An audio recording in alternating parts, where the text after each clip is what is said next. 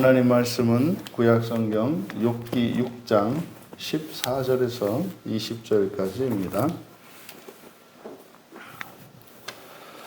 우리 같이 한 목소리로 함께 읽겠습니다.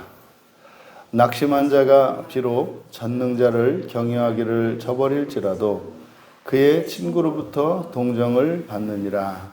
내 형제들은 개울과 같이 변덕스럽고 그들은 개울의 물살같이 지나가노나 얼음이 녹으면 물이 검어지며 눈이 그 속에 감추어질지라도 따뜻하면 마르고 더우면 그 자리에서 아주 없어지나니 대상들은 그들의 길을 벗어나서 삭막한 틀에 들어가 멸망하느니라. 대마의 떼들이 그것을 바라보고 스바의 행인들도 그것을 사모하다가 거기 와서는 바라던 것을 부끄러워하고 낙심하느니라. 아멘. 하나님과 친구라는 제목으로 말씀의 은혜를 나누고자 합니다. 욥은 스스로를 낙심한 자로 표현합니다. 14절에 낙심한 자라고 번역한 낙심한 이 마스라고 하는 말은 절망적인, 자포자기인 이런 의미입니다. 그러니까 이제 소망이 사라진 상태, 그리고 스스로 자기의 힘과 또 심지어 욥이 가지고 있는 믿음과 소망 자체를 스스로 내려놓은 상태. 이것은 없는 것이 아니라 스스로 내려놓은 것이죠. 낙심한 자, 전능자를 경외하기를 저버렸다, 이렇게 얘기합니다. 그러니까 지금 욥의 문제는 하나님의 능력이죠. 하나님의 그 능력, 우리가 전능하신 분으로 이해하고 있는 그 하나님의 전능성에 대한 불신으로 말미암아 일어나는 일인데, 지금 하나님의 전능하신 능력에 대해, 그 전능성에 대해 욥이 회의하고 있음을 나타냅니다. 그러니까 욥이 낙심하게 된, 욥이 절망하게 된 것은 다른 것이 아니라 하나님의 전능성에 대한 믿음이 바닥이 난 거죠. 믿음이 사라진 것이 아니라 하나님의 무한하신 능력에 대한 자신의 믿음의 한계에 다다랐을 때 우리는 절망하게 되고 자포자기하게 된다, 이 말입니다. 그래서 하나님에 대한 기대가 우리들 개인마다 다 다르죠.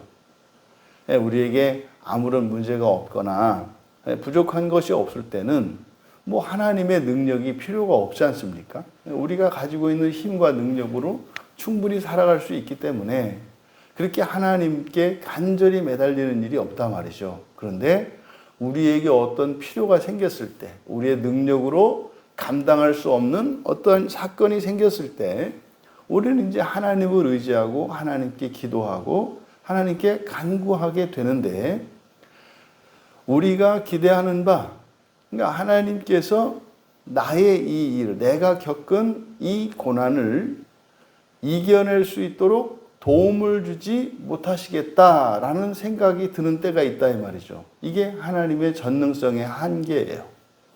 끝까지 우리가 하나님께 기도할 수 있는 것은 하나님이 나를 도와주실 수 있다고 하는 그 믿음인데, 이때의 믿음은 하나님이 계시냐 안 계시냐, 하나님의 존재에 관한, 또 하나님께서 과거에 행하셨던 역사적 사건들과 또 우리 내 인생의 그 여정 속에서 보여주셨던 구원의 일들에 대한 기억들을 부인하는 게 아니죠. 그 믿음이 사라지는 건 아닙니다. 그건 사라질 수가 없죠.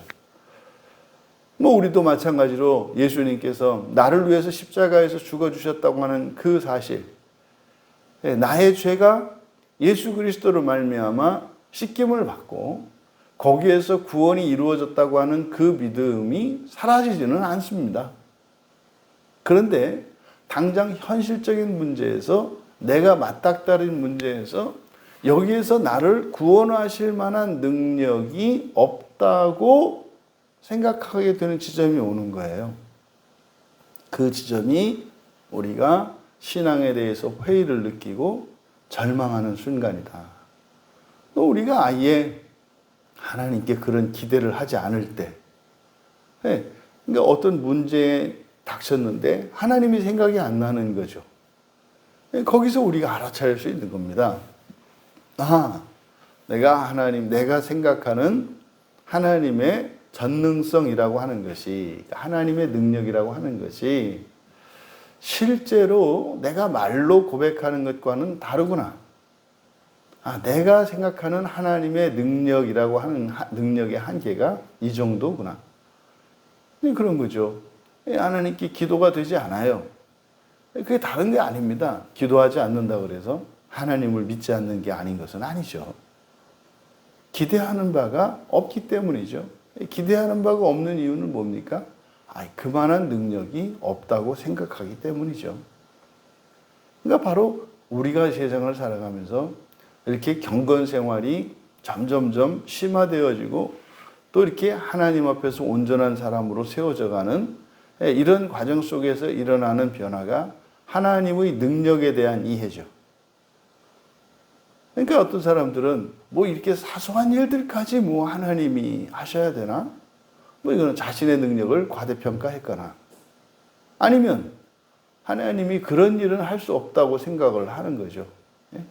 하나님이 말하자면 이렇게 우리가 사용하는 이런 도구로 생각한다면 하나님의 능력은 무슨 포크레인 같은 거여서 이 사이에 끼어있는 무언가를 꺼내는 데는 도저히 쓸 수 없는 포크레인으로 어떻게 일을 쓰실 수 있겠습니까?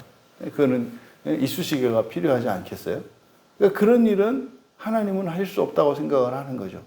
그건 내가 차라리 길가에 있는 나뭇가지를 꺾어서 해야 된다고 생각하는 거지 하나님이 하실 수 없다고 생각을 하는 거죠. 그러니까 우리도 모르는 사이에 우리 의식 속에는 하나님의 능력을 제한하는 일이 굉장히 많이 일어나는 거죠. 그러니까 지금 욥이 이렇게 하나님이 전능하시다는 것을 알고 있지 않습니까? 그런데 막상 그가 고난에 빠져 있을 때 하나님을 경외하기를 저버렸다. 그래요. 근데 보십시오. 하나님이 전능하냐 안 하냐는 누가 결정해요? 사람이 결정해요. 사람이. 그러니까요. 나의 진심을 누가 결정해요? 듣는 사람이 결정을 해요. 여러분, 이건 너무나 일반적인 이치거든요. 이걸 잊으시면 안 돼요. 근데 순간적으로 막 그냥 억울하고 분해가지고 막 그냥 옷을 찢고 머리를 뜯고 막 그 분통을 막 삶아 먹는 그런 일이 왜 일어나요? 어떻게 모를 수 있냐는 거죠. 어떻게? 그동안 이렇게 같이 살았으면서 그렇게 오랫동안 같은 시간을 보냈으면서 어떻게 나의 진심을 모를 수가 있냐는 거죠. 그건 원래 그쪽에서 알아서 아는 거지 내가 이렇게 해서 아는 게 아니잖아요. 이거를 기억하셔야 돼요.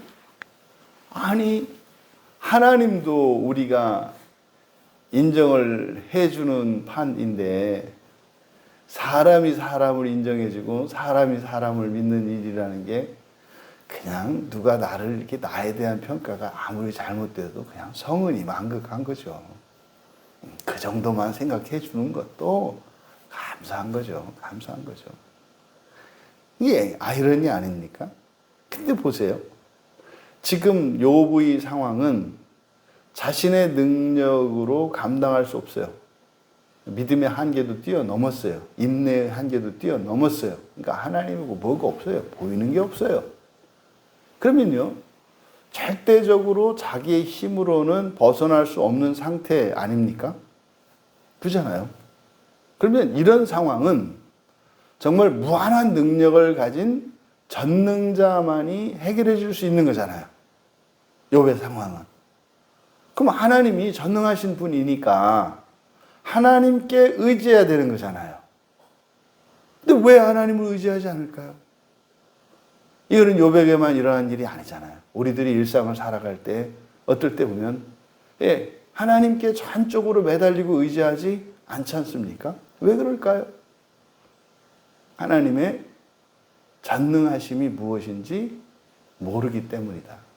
그래서 하나님의 전능한 하나님의 이름이 샤다이이지 않습니까? 엘 샤다이, 전능하신 하나님. 그러니까 이 샤다이가 전능인데, 이 샤다이라는 말이 가장 많이 쓰이는 성경이 이 욥이라고 하는 욥기예요. 그러니까 욥이 이렇게 괴로워하고 고통스러워하고 하는 이것은 하나님의 전능성 때문인데 이런 거죠. 전능하신 하나님이 왜 이걸 못하냐 이거예요. 전능하신 하나님이 이걸 왜 못하냐. 그러니까 당신은 전능하지 않다. 맞나요? 애들이 엄마에게 아이스크림 하나 사 먹게 1,000원만 달라 그랬는데 안 줘요. 그러면 그렇게 돈이 많은 엄마가 왜 1,000원을 안 주느냐? 처음에는 땡깡을 부리잖아요. 1,000원 달라고. 나중에 뭐라고 하는 거예요? 에이, 그 1,000원도 없구만. 이렇게 되는 거죠. 이게 지금 욥기에서 펼쳐지는 얘기예요. 이게 처음에는 있는 것 같아서 뭐 일주일이나 오래 기다렸잖아요. 오래. 일주일이나 금식을 하면서 기도하고 1,000원 달라고 계속 했는데 결국 보니까 이렇게 얼굴도 빨개지는 것 같고 뭐 이렇게 자꾸 눈 시선을 회피하고 그러니까요.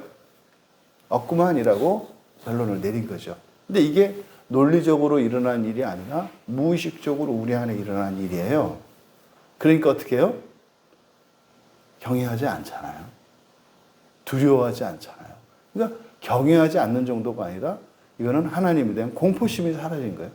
여기서 경외는 종교적인 또 하나님과의 우리 관계 사이에서 죄인이 가져야 되는 최소한의 거리를 말하는 게 아니에요. 겁을 내지 않는 걸 말해요. 공포심을 느끼지 않는 거예요. 이거는 하나님이 아니라 귀신을 섬기는 사람들도 가지고 있는 두려움이거든요.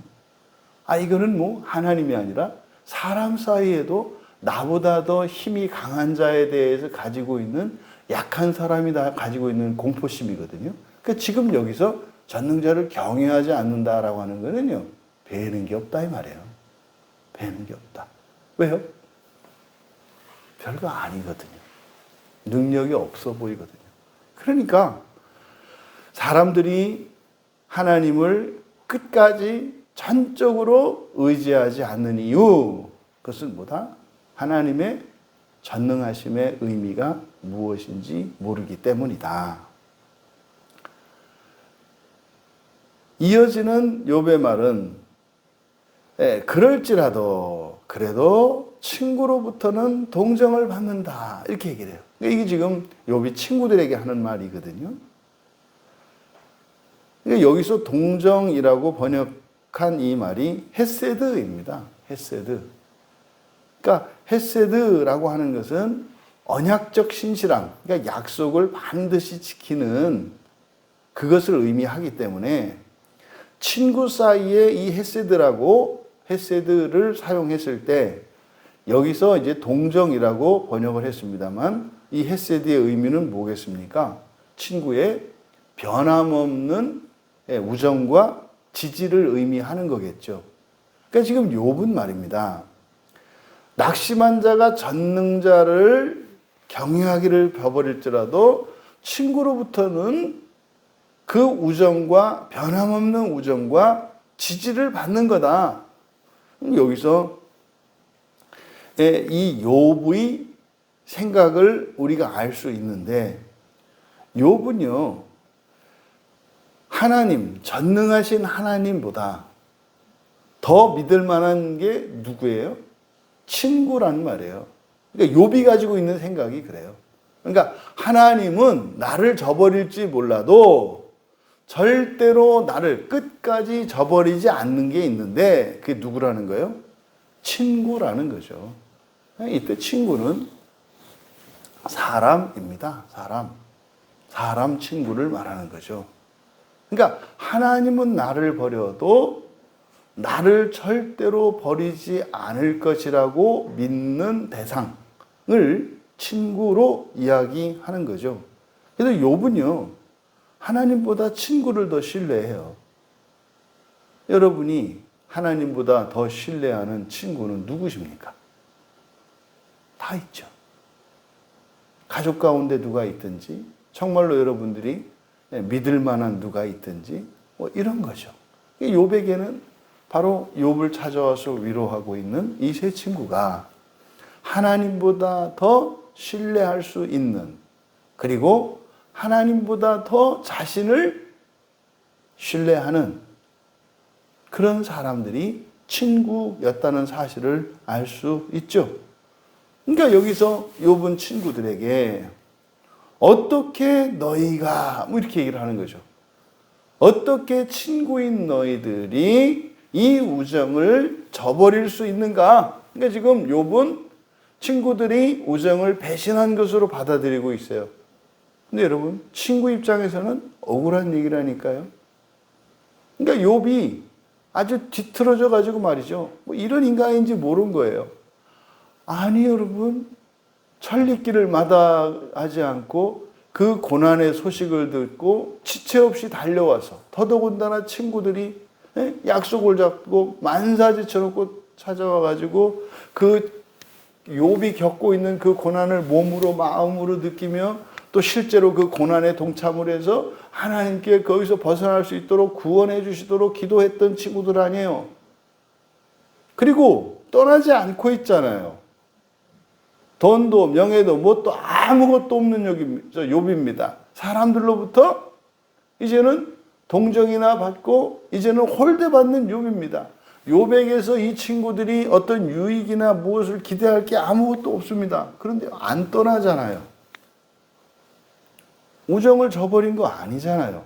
오히려 지금 어떻게 해서든지 이 친구가 고난 가운데 있으니, 불행 속에 있으니 그 친구를 어떻게 해서든지 설득해서 그들이 알고 있는 답을 제시해주고 있지 않습니까? 엘리바스가 이야기했던 게 그거 아니에요? 친구를 도와주려고 하는 거 아닙니까? 이게 어떻게 우정을 저버린 거예요? 그러니까 엘리바스 입장에서는 답답할 노릇이죠. 어떻게 네가 나한테 이럴 수 있느냐? 이게 무슨 말이에요? 떠나라는 거죠. 근데 이게 욥의 말이 아니라 이거는 악한 영이 속삭이는 거죠. 죄가 하는 말이죠. 이럴 때 가면 안 된다. 그래? 그래? 뭐 이렇게 가면 안 되는 거죠.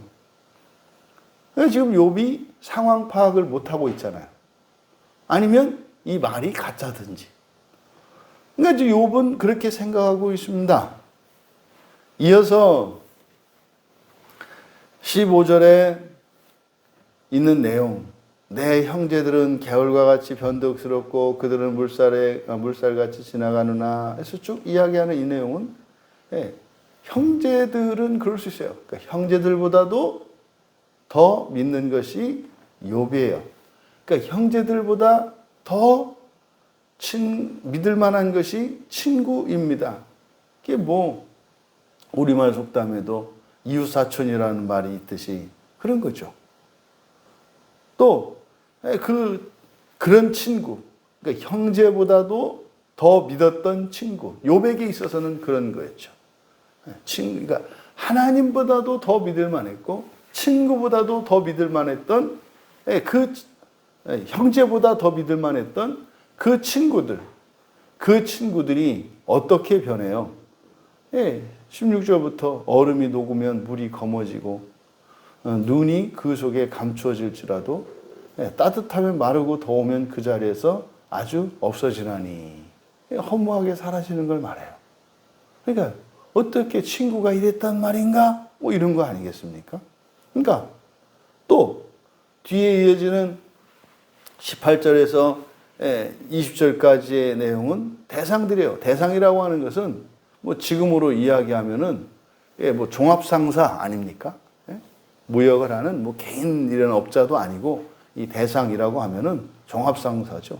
뭐 현대 종합상사 뭐 그러면 뭐 옛날에는 최고 잘 나가는 뭐 그런 회사죠. 그러니까 무역을 하고 뭐 생산을 하고 유통을 하고 하는 뭐 이것은 망할 수 없는 사람들이 부러워하는 그런 거 아니에요?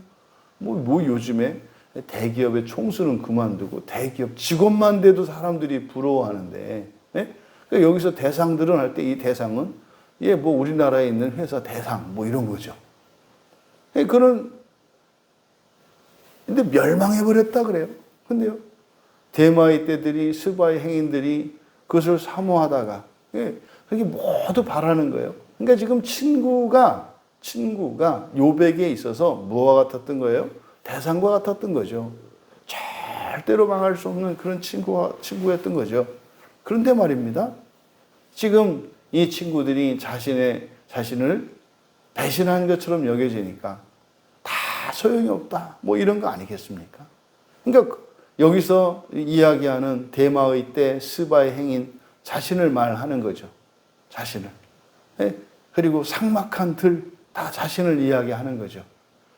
어떻게 이 친구들이 나를 이룰 수 있는가?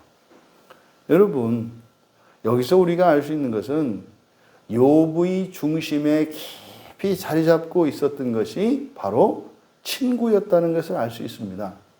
그런데 지금 욥은 여기서 그 친구도 절대적으로 믿을 만한 대상이 아닌 것을 깨달았는데 이것이 부당하다고 여기고 있는 거예요. 원래 친구는 그러면 안 된다고 생각하는 거예요. 그래서 괴로워요.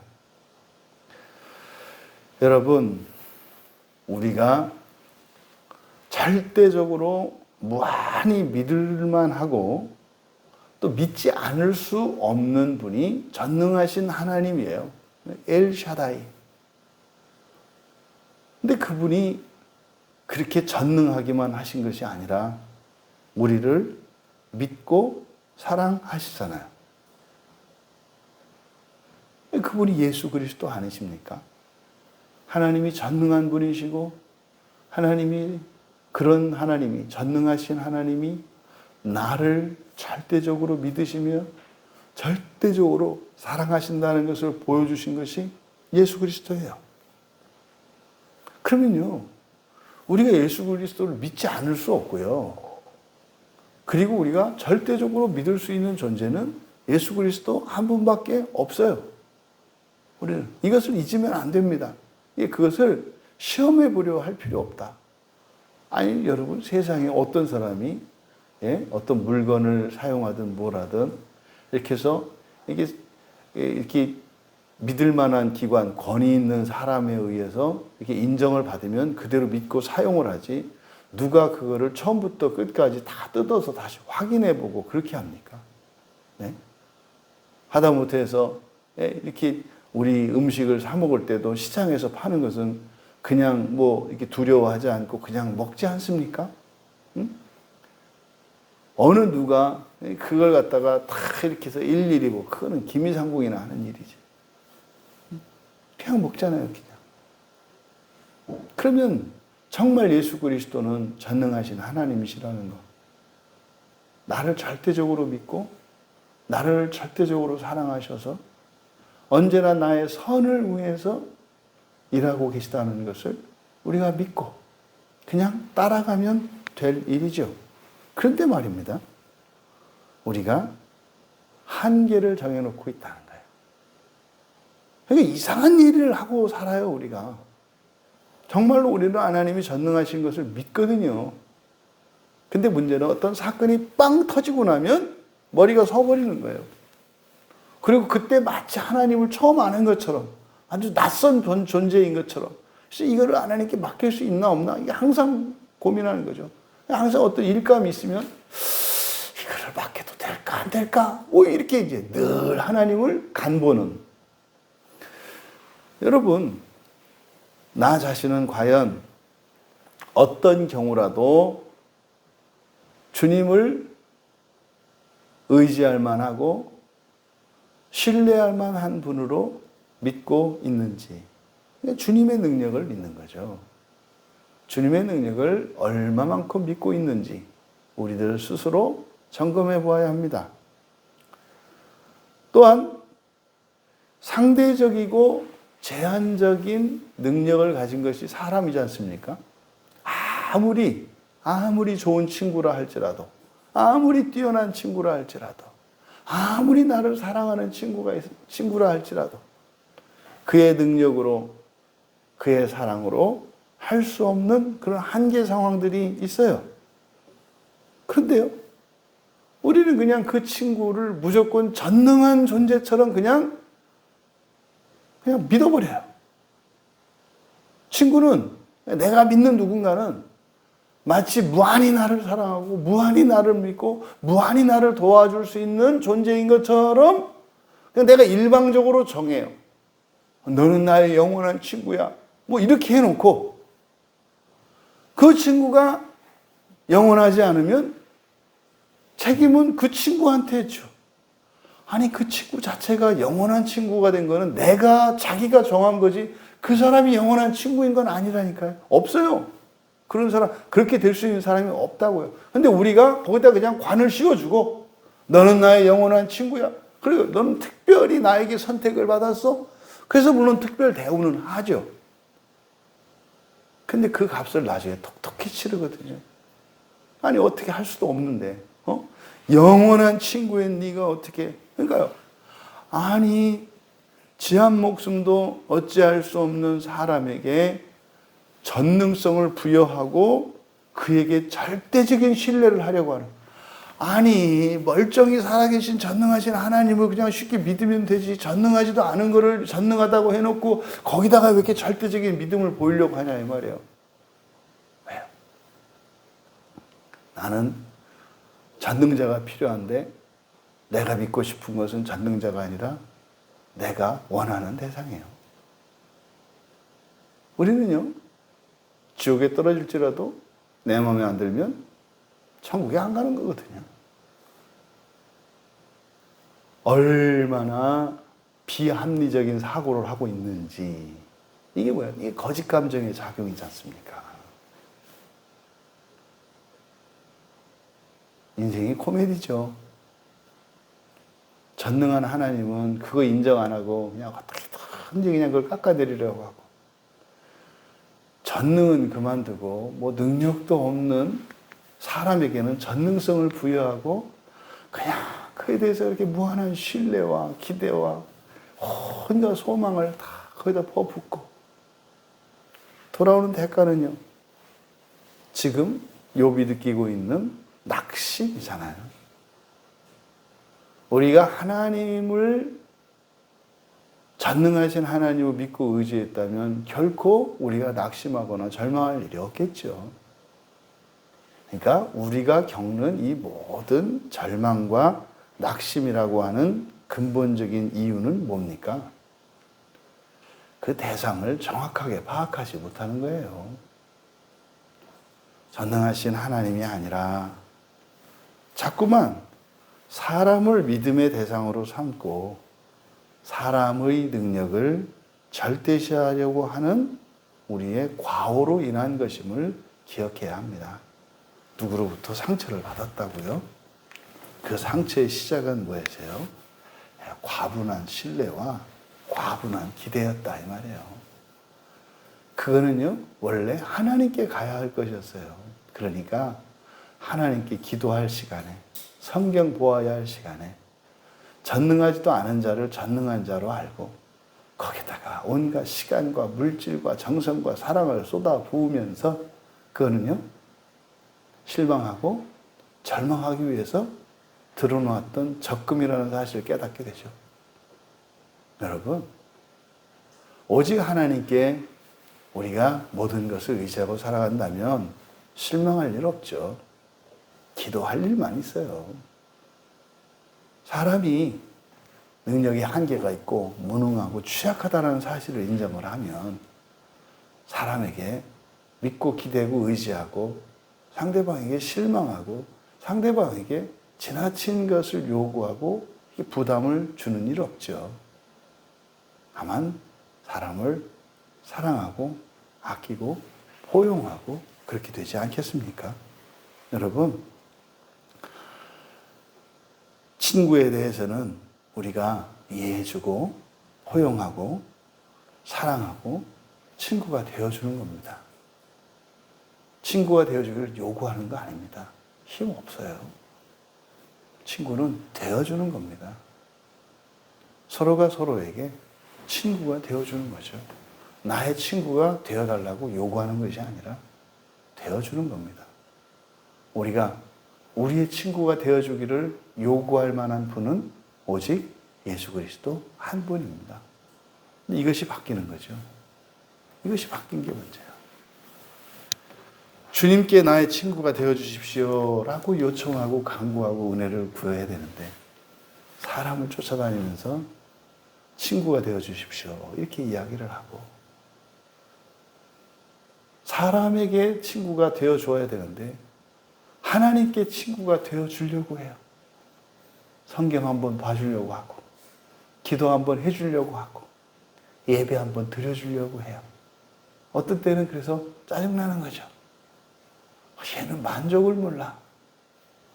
뭐 빠지지 말고 뭐 일주일에 한 번씩은 만나자 그러고 시도 때도 없이 얘기하자 그러고 시도 때도 없이 문자 보내고 이게 스토킹 아닙니까? 이거.